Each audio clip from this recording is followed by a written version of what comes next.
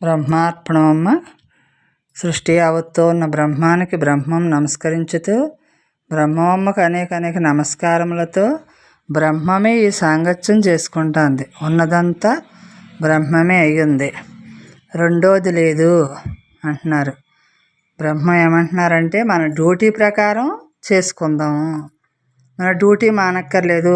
తింటూ తిన్నవాని వలె, ఉంటూ ఉండని వాని వలె, అంటే ఎన్ని జరుగుతూ ఉన్నా సరే మన లోపల భావన లేకుండా జన్మ రాహిత్యం చేసుకోవటానికి మరి ఇదే అసలైన మార్గం కదా. ఆత్మనిష్టలో మిగలాలి కదా. మరి ఆత్మనిష్టలో మిగలాలి అంటే సమస్థితిలో ఉండాలి. బ్రహ్మంగా మిగలటమే సమస్థితి.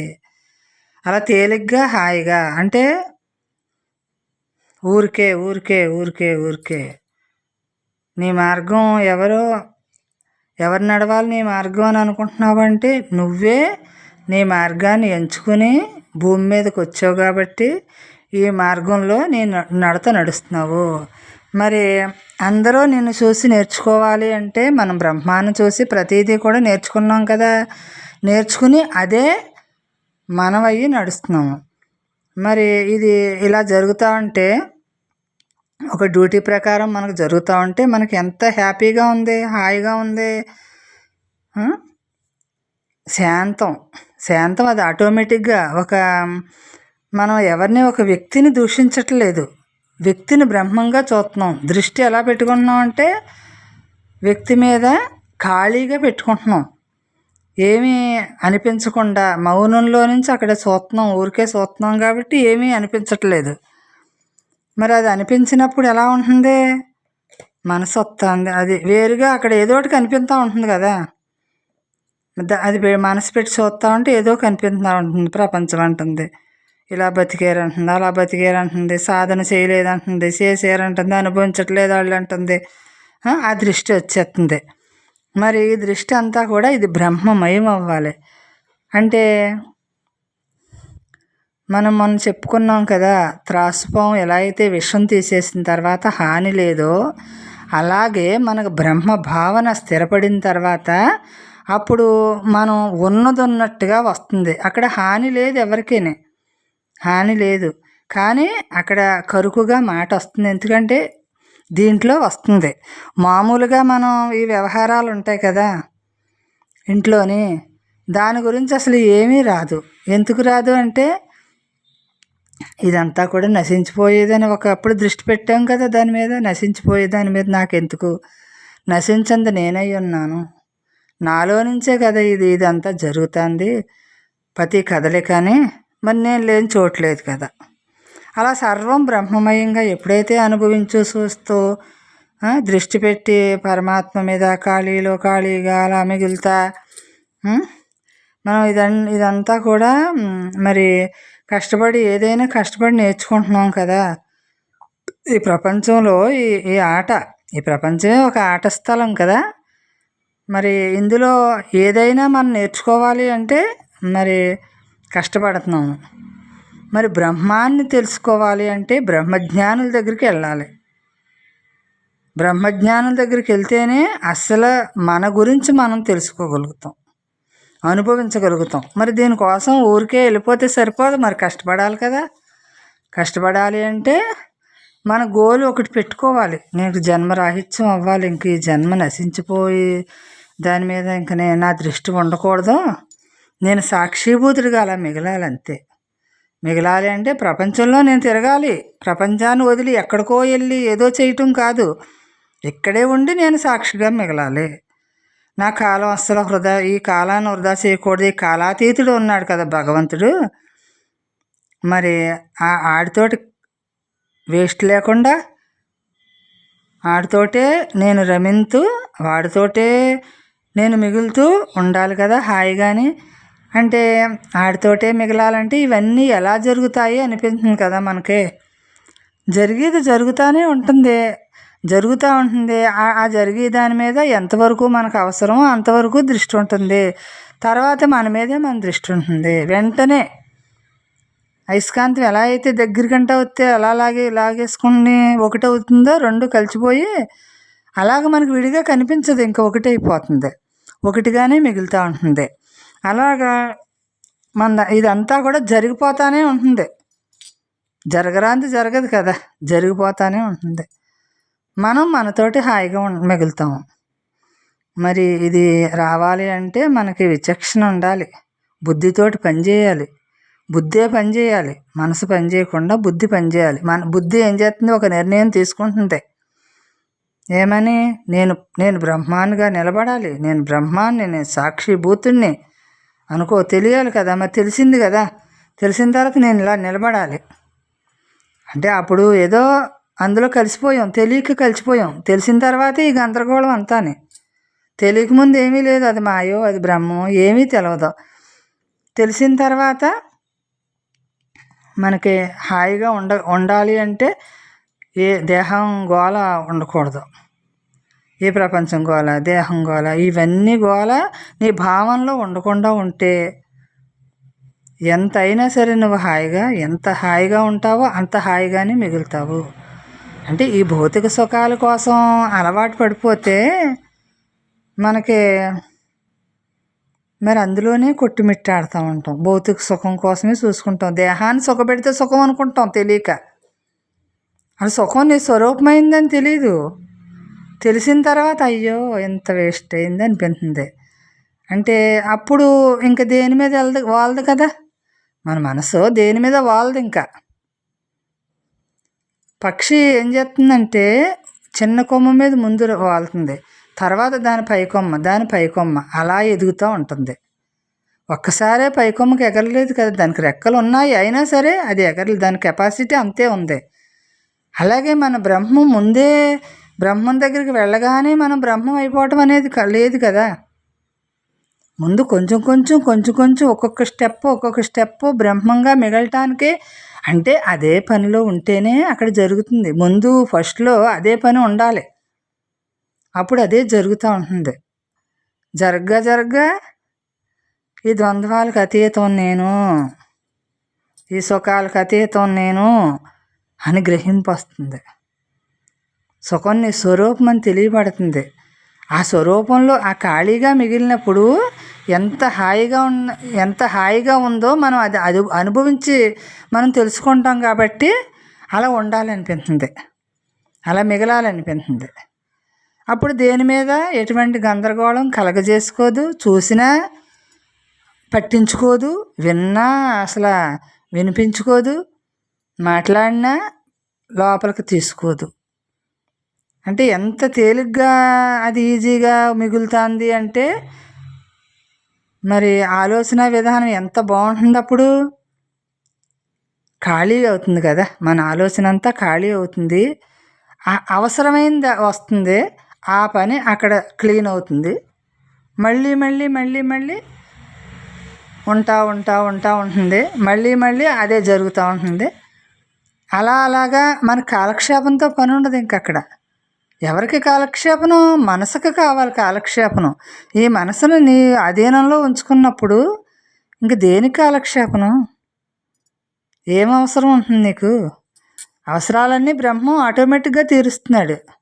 అన్ని రకాలు ఆటోమేటిక్గా బ్రహ్మం తీరుతున్నాడు. బ్రహ్మంగా నిలబడితే దేనికి లోటు లేదు. నీకు మనశ్శాంతికి లోటు లేకుండా చేసుకోవటమే. నీ మనశ్శాంతికి నువ్వు కరువైపోయావు కదా, అనేక జన్మల నుంచి నీ మనశ్శాంతి కరువైపోయింది కదా. అది శాంతి వహించాలి అంటే నీ దారిలోకి పెట్టుకున్నప్పుడే ఆ శాంతి వహిస్తుంది.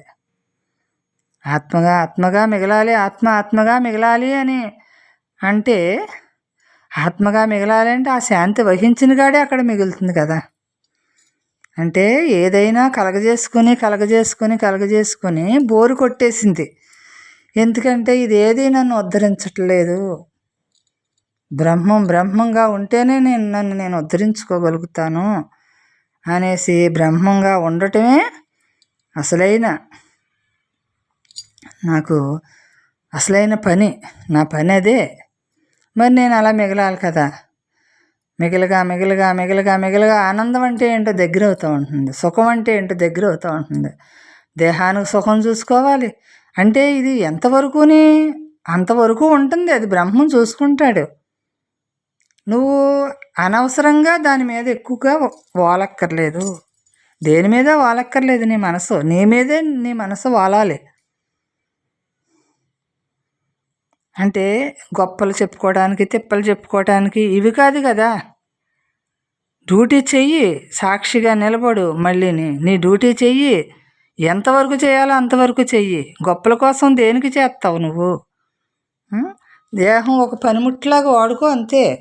నీకు ఉపయోగించే విధానంలో నీకు తెలియాలి. కానీ అజ్ఞానమే కదా మనల్ని మనం గుర్తించకుండా చేసేస్తుంది, తత్వాన్ని తెలుసుకోకుండా చేసేస్తుందంటే ఒక అజ్ఞానం. అజ్ఞానం అంటే ఏమీ లేదు అక్కడ. అజ్ఞానం అంటే ఈ దేహం నేను అనుకోవటమే అజ్ఞానం. మరి అంటే ఒకప్పుడు ఏం చేసాము, సత్కర్మ చేసాము. ఎలాగా? గుడికి వెళ్ళాము, ఇంట్లో దీపారాధన అని దేవుడని భక్తి ఉంది. కానీ అది సరిపోదని మనకు తెలియట్లేదు. దానికంటే పైగా ఇంకా ఇంకా ఇవి వదిలేసి కాదు, ఇది పునాది. పునాది ముందు చెయ్యాలి కదా ప్రతిదీని. ఏది వదిలేయటానికి వీల్లేదు కదా. జన్మకు వచ్చాం కదా, జన్మకు వచ్చింది, మరి వచ్చిన పని చెయ్యాలి. చెయ్యాలి అంటే నేను ఈ సంసారంలో చిక్కుకుపోతాను, ఈ ప్రపంచంతో నాకు సంబంధం ఏర్పరచుకుంటాను అంటే మరి అక్కడ జ్ఞానం ఎలా కలుగుతుంది? అంటే ఈ తెలివి అనుకున్నాను నేను. ప్రపంచంలో తెలివి అనుకున్నాను. అసలైన తెలివి ఆత్మజ్ఞానం ఒకటి అసలైన తెలివి. అది శాశ్వతమైంది. నిలబెట్టుకోవడానికి అది శాశ్వతంగా ఉంది కాబట్టి నిలబెట్టుకోవటానికి ఆస్కారం ఉంటుంది. ఇది ఎప్పటికైనా పడిపోయేది. ఈ తెలివి గొప్పగా ఇప్పుడు పైకి రావచ్చు. ఎప్పుడూ కూడా మన ఆలోచన విధానం మార్చుకోవాలి. అలాగా నేను అయ్యో అంటే ఆ నడత నడిచినప్పుడు మనకు తెలియదు అక్కడ. అయ్యో నేను ఎలా నడుస్తున్నాను అంటే మన తప్పును మనం ఎంచుకోం కదా, అందుకని మనకు తెలియబడదు. ఎవరైనా తెలియపరిచినప్పుడు దుఃఖం కలుగుతుంది. మరి బ్రహ్మభావంలో అలా దుఃఖం లేదే. ఎవరు నన్ను ఎంచుతున్నారు? ఈ దేహాన్ని కదా, నన్ను కాదు కదా. ఈ దేహాన్ని కదా ఎవరు ఎంచుతున్నారు నన్ను? ఈ దేహాన్ని. నన్ను ఎవరేమనలేరే అన్న ధీరత్వంలో నిలబడగలుగుతున్నాం. నన్ను అనుకున్నప్పుడు ఎంతో దుఃఖించాము. ఎవరు నిన్ను దూషింటున్నారు? ఎవరు నీకు సహాయం చేస్తున్నారు? ఎవరు నిన్ను చెడగొడుతున్నారు? ఎవరు నిన్ను బాగు చేస్తున్నారు? అదొక్కటి చూసుకుంటే సరిపోతుంది కదా. మనల్ని ఎవ్వరూ బాగు చేయటలేదు, ఎవ్వరూ చెడగొట్టట్లేదు, ఎవరో మనకు దుఃఖాన్ని కలగజేయట్లేదు. ఒకప్పుడు ఇది అనిపించుకుందేమో, ఇప్పుడు అనిందేమో ఇప్పుడు అనిపించుకుంటుంది అంతే. ఇందులో చిత్రం ఏమీ లేదు. ఇప్పుడు బ్రహ్మం దగ్గరికి వచ్చాక ఇది అనిపించుకుంటుందో అనిపించుకోవట్లేదో మనకు ధ్యాస లేదు. బ్రహ్మం ధ్యాస ఉన్నాకనమ్మా ఇంకా ఏ ధ్యాస మిగలదు మనకి. బ్రహ్మమే ఉంటుంది ఇంకా అంతే. తనకు తానుగా మిగలాలి అంటే మనకు అన్ని ధ్యాస వదిలిపెట్టి ఒక్క ధ్యాస పట్టుకుంటే అన్ని ధ్యాసలు ఆటోమేటిక్గా అవన్నీ జరుగుతాయి. ఏదైనా ఇంకా అందంగా బాగా జరుగుతూనే ఉంటుంది. కానీ మనం దాన్ని అయ్యో ఇవన్నీ ఆగిపోతాయేమో అనిపిస్తుంది.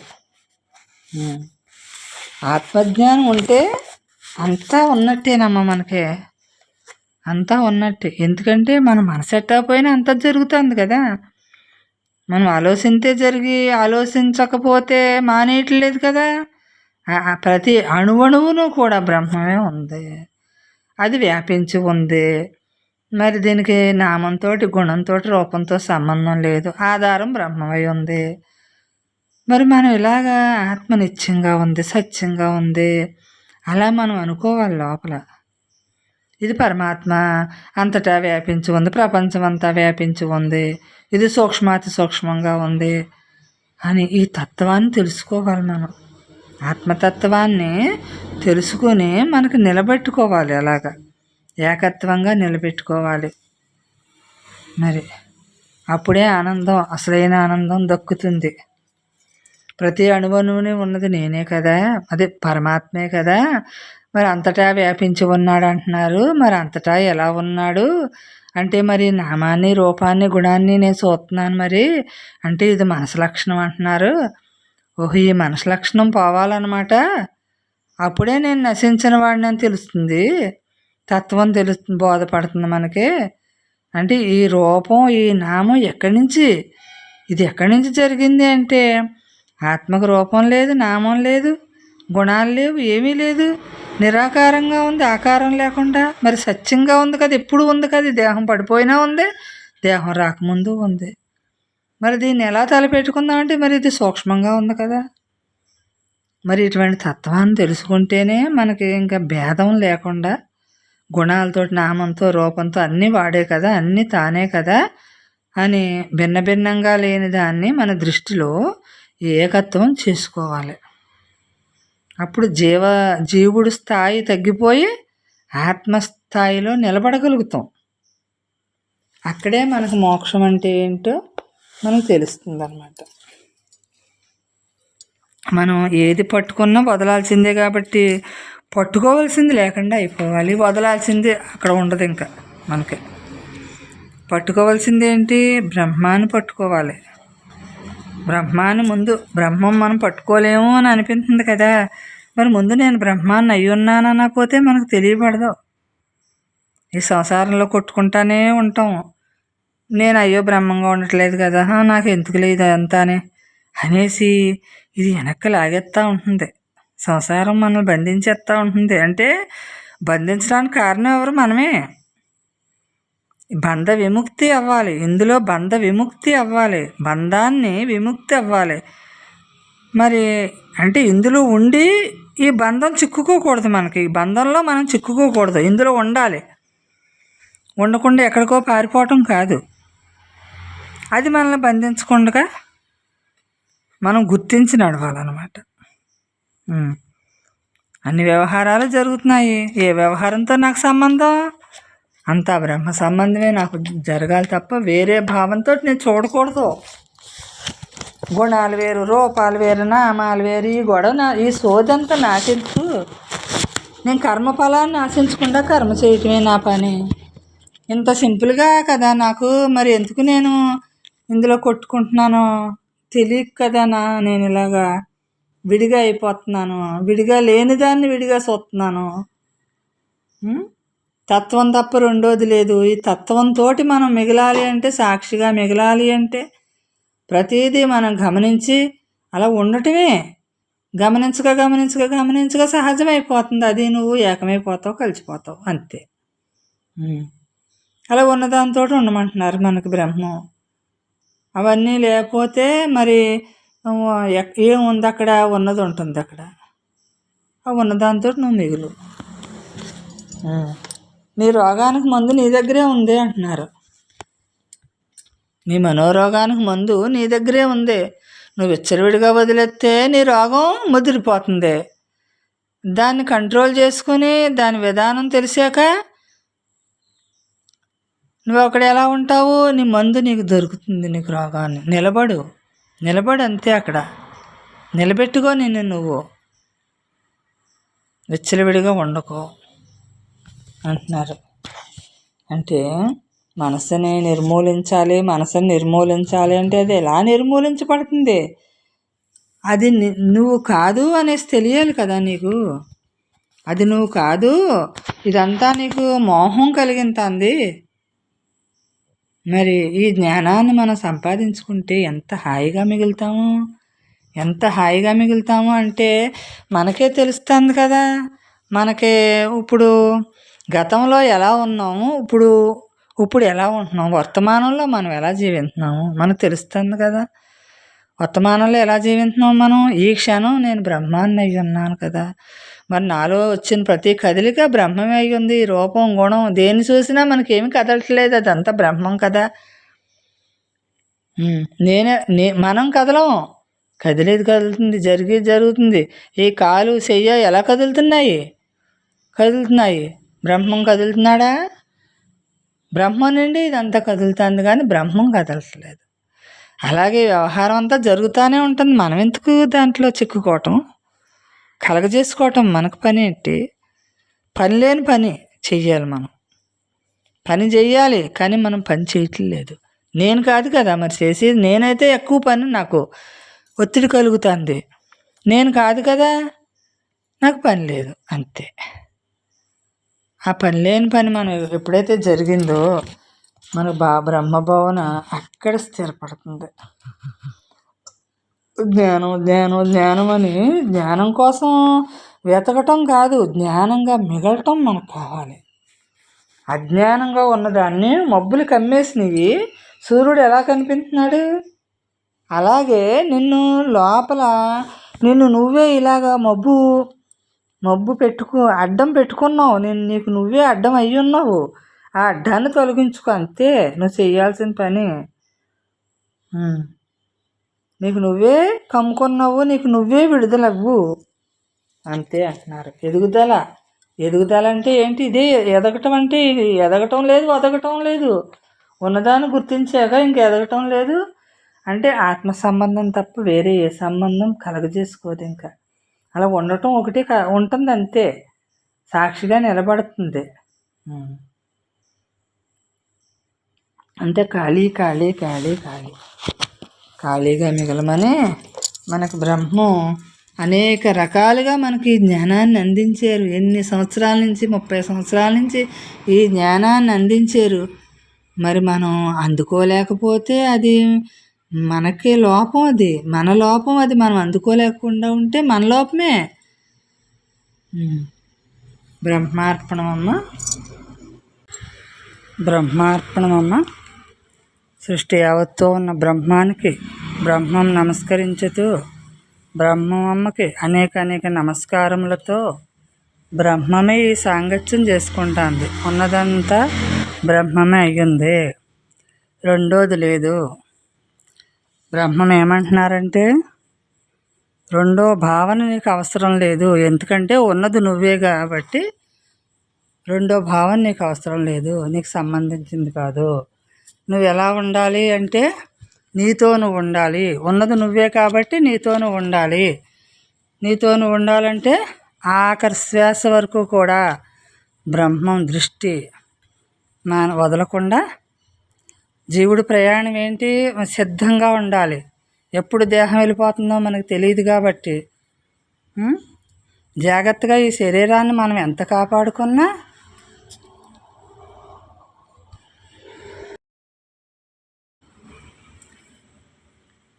జీవుడు ఎప్పుడూ కూడా సిద్ధంగా ఉండాలి. ఏ క్షణాన్ని ఎలా ఉంటుందో తెలియదు కాబట్టి ఎంత జాగ్రత్తగా ఈ శరీరాన్ని కాపాడుకోవాలి.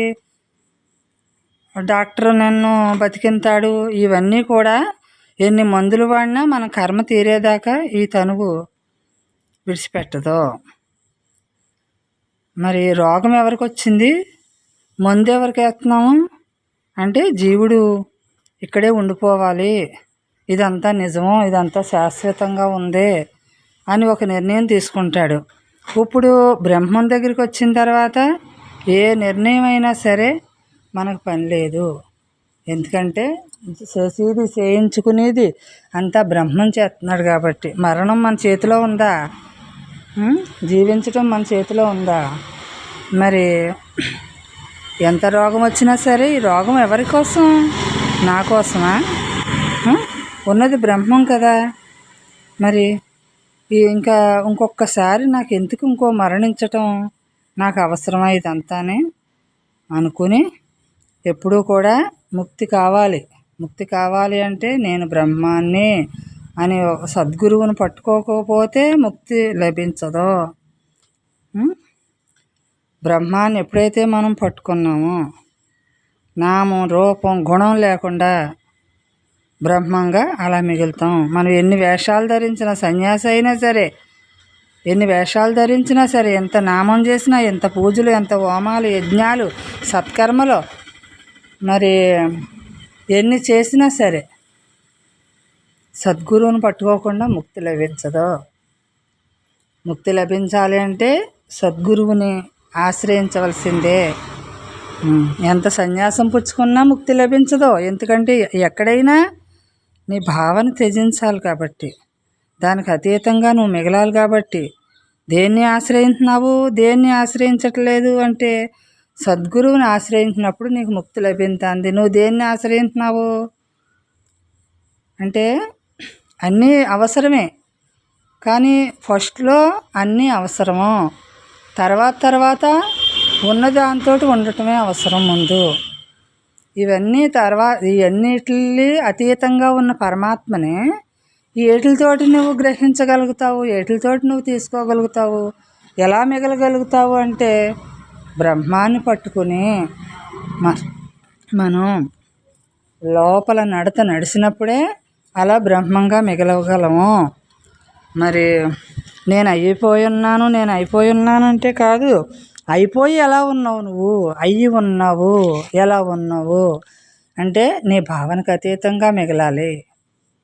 బ్రహ్మానికి అతీతంగా ఏమీ లేదు, ఇంకా బ్రహ్మ నుంచి ఇదంతా జరుగుతుంది అనే స్థితిలో మిగలాలి. అన్నీ ఎలా జరుగుతున్నాయి అంటే తన నుంచే అన్నీ జరుగుతున్నాయి, విడిగా ఏమీ జరగట్లేదు. ఉన్నదంతా తానే.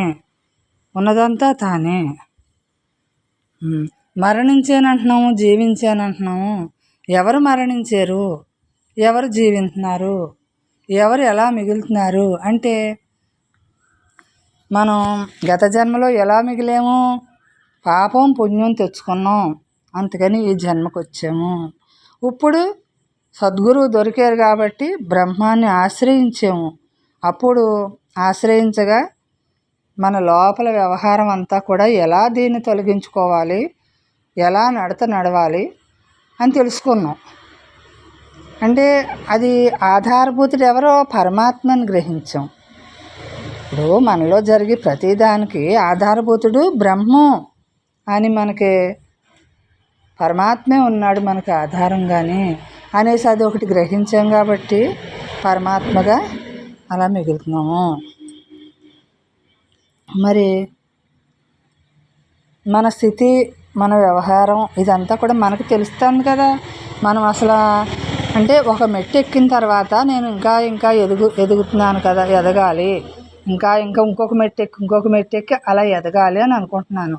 ఎందుకంటే బ్రహ్మజ్ఞానంగా ఎదగాలని అనుకుంటున్నాను. బ్రహ్మజ్ఞానంగా ఎదగాలంటే నేను బ్రహ్మం దగ్గరికి వెళ్ళి ఏమి నేర్చుకుంటున్నాను, ఏ క్షణాన్ని ఏమి నేర్చుకుంటున్నాను, ఎలా మిగులుతున్నాను అది మనకు తెలియాలి కదా. ఒక మెట్టు ఎక్కినప్పుడు ఎలా తెలుస్తుంది, అలా జ్ఞానంగా మిగులుతా ఉంటే తెలియబడేది తెలుస్తూనే ఉంటుంది. మరి ఈ శరీరం ఒక జడం కదా, జడ పదార్థం కదా. మరి దీనికి ఆధారభూతుడు ఒకడు ఉన్నాడు కదా, దీని సత్తా ఏమీ లేదు ఇక్కడ, ఆధారభూతుడు ఒకడు ఉన్నాడని గ్రహించాలి. బ్రహ్మం దగ్గరికి వెళ్ళాము, మనం ఏం గ్రహించున్నామో ఎలా మిగులుతున్నామో అక్కడ మనకు తెలియాలి. మరి అలా మిగలటమే బ్రహ్మంగా మిగలటం. అలా మిగులుతా అంటే తత్వ విచారణలో మనకు అర్థమవుతుంది. మనకి లోపల ఎలా ఉంటుందంటే ఖాళీ ఏర్పడుతూ ఉంటుంది తత్వ విచారణలో. ఎందుకంటే ఒప్పుకుంటున్నాం బ్రహ్మాన్ని ఒప్పుకున్నప్పుడు ఇదంతా కూడా మాయమైపోతుంది. మన లోపల ప్రతిదీ జరిగేది, గతంలో జరిగేది అంతా కూడా అది మనల్ని వదిలిపెట్టేస్తుంది. దేన్ని పట్టుకుంటే వదిలిపెడతాందో తెలిసింది కదా. బ్రహ్మాన్ని పట్టుకుంటే ఇదంతా నాకు వదులుతుందని నాకు తెలిసింది. మరి తెలిసినప్పుడు నేను అలా మిగులుతున్నాను. మరి ఎన్ని కాషాయ వస్త్రాలు ధరించినా మనసును సందర్శించకపోతే ఎంత చేసినా, ఎన్ని గురువులను పట్టుకున్నా, ఎన్ని వేషాలు వేసినా ఒక బ్రహ్మజ్ఞానమైన సద్గురువును మనం ఆశ్రయించకపోతే నిజమైన ముక్తి మనకు దొరకదు. మన భావాలన్నీ శుద్ధం చేసుకోవాలి, మన ఆలోచన విధానం అంతా మారిపోవాలి బ్రహ్మంగా. అప్పుడు మిగులుతూ ఉంటుంది. మిగలగా మన మనసులో ఎలా ఉంటుందంటే అప్పుడు పీస్ఫుల్గా ఉంటుంది, మైండ్ శాంతం వస్తూ ఉంటుంది. అలసిపోము, ఇంకా దేనికి అలసిపోము. సంతోషమే సగం బలం అంటారు కదా, అలా సంతోషంగా మిగులుతాం. అంటే వైకుంఠం ఎక్కడో లేదు, మనలోనే ఉంది. పరమాత్మ నేను అదయ్యి ఉన్నాను అని ఉండటం, ఉండగా ఏది మర్చిపోతున్నావు అంటే దీని కిందదంతా మర్చిపోతున్నాం కదా. ఎందుకంటే నువ్వు దేనితో ఉంటున్నావో దానిగా మిగులుతున్నావు, ఏదై ఉన్నావో దాంతో మిగులుతున్నావు. మిగలగా ఉన్నది పరమాత్మ, ఉన్నది నేను తప్ప రెండోది లేదు అనే స్థితికి మనం అక్కడ ఎదుగుతాము. శరీరం ఉంది, ఉన్నంతసేపు ఆశలు, కోరికలు అన్నీ ఉన్నాయి. కానీ నీకు ఏది ఐశ్వర్యం అని తెలిసింది కదా. నీ ఆశ ఎంతవరకు ఆశ పెట్టుకుంటున్నావు? ఏది ఐశ్వర్యము? మరి ఇవన్నీ ఐశ్వర్యం మనమే కదా. భక్తి, జ్ఞానం, వైరాగ్యం ఎప్పుడూ కూడా దేన్ని నిందింటున్నాము? దేన్ని నిందించటలేదు. అంటే పరమాత్మగా మిగలటం కోసం ఇవన్నీ మనం కాదు కాదు కాదు అనుకుంటా పరమాత్మగా మిగలటం. భక్తి మనం ముందు చేసాము, తర్వాత జ్ఞానం సంపాదించాం. సద్గురువు దొరికిన మాల జ్ఞానం లభించింది. ఈ దేహం నువ్వు కాదు, నువ్వు పరమాత్మ అన్నారు. మరి అక్కడ నేను పరమాత్మ అంటంతో ఇక్కడ ఎలా ఉంది? వైరాగ్యం ఆటోమేటిక్గా వచ్చేసింది. అంటే దేన్ని నిందించం, ఇంకా దుర్మార్గం లేదు ఇంక మన లోపల. అంటే మనసు పెట్టి అది నేను ఇది నేను అనుకున్నప్పుడు ఎంత గందరగోళం ఉందో, బ్రహ్మం నేనై ఉన్నానన్నప్పుడు ఎంత మైండ్ పీస్ఫుల్గా ఉండి హాయిగా ఉన్నామో అది గ్రహించుతున్నాం అన్నమాట. అది గ్రహించినప్పుడు ఉన్నది పరమాత్మ అది అయ్యే ఉన్నాననేసి మననం కాకుండా ఉండటంలో చూసుకోవటమే. దీన్ని ఉండటంలో చూసుకోవటం. మనకు బ్రహ్మం ఏం చెప్పారు? తాను ఉండే ఉన్నారు, కానీ మనకు చెప్పినప్పుడు మాత్రం అనేక రకాలుగా క్లాసు, అంటే మనకు ఏ రకంగా మనం ఎలా తీసుకోగలుగుతామో ఆ రకంగా బ్రహ్మం సిద్ధమై ఉన్నాడు. మనం దాన్ని వినిపించుకుని దానిగా మనం మిగలాలి అంతే.